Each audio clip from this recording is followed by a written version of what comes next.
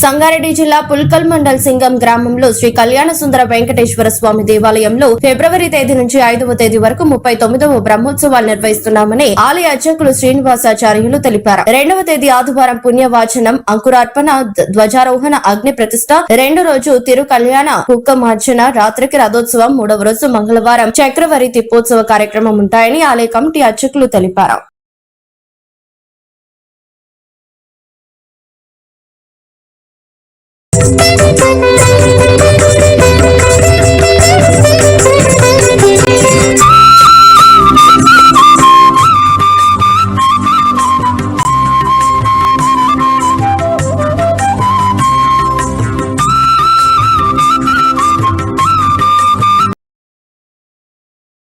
వెంకటేశాయ.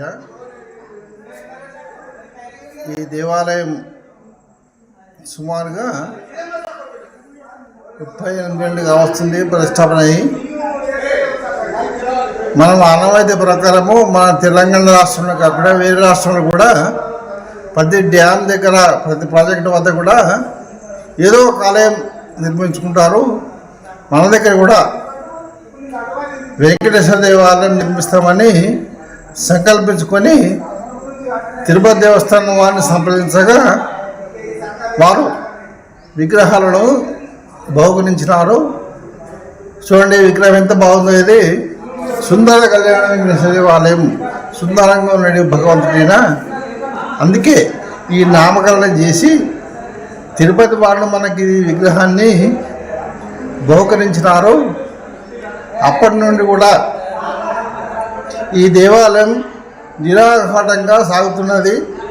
ఇది భగవంతుని యొక్క అనుగ్రహము. ఎందుకంటే వారిచ్చిన విగ్రహాల మహిమతోని మరియు ఆ యంత్ర ప్రతిష్టాపన చేసిన ఆచారాల మహిమతో కూడా ఈ దేవాలయం సవ్యంగా జరుగుతుంది. ముఖ్యంగా ఏంటంటే సుందర అంటే అందమైన, దీనికి శుభంకరము అని కూడా అనొచ్చు మనం. ఇది కళ్యాణ వెంకటేశ్వర